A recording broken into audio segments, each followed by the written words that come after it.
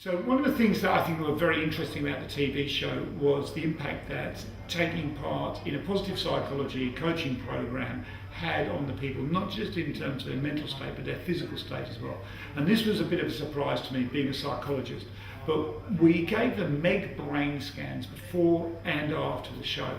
Now, I'm not a neuroscientist, so I can't, give you the nth detail. But here's the thing: they wire them up.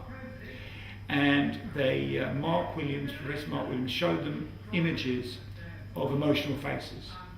And then he measured the brain's responsiveness before the people were even consciously aware whether it was an angry face or a happy face or whatever. You with me? So it's like that.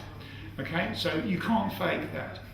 And what he found was that before and after the TV show, the levels of brain activity significantly reduced in parts of the brain associated with perception and with emotions. And what that shows, as he says, is a quiet brain is a happy brain. People are using less effort to have to process their emotions. So they were either more relaxed or more attuned to emotions and more acclimatized. And to be able to see that in a brain scan is pretty amazing stuff. But we also found a whole range of other more everyday biological changes. And one of them was that the group as a whole had significantly reduced levels of cortisol. Now, as you know, cortisol, there are no good or bad levels of these chemicals in our system, but these people had quite elevated levels of cortisol, which indicates they were very stressed. And there was a significant drop in those. There was a significant increase in melatonin, which is associated with sleep patterns and with relaxation.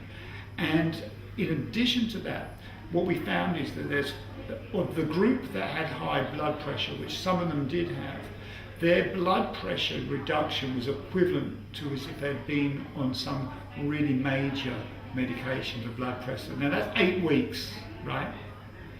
On top of that, I can just, there's so much data we collected, we could only report a tiny bit of it.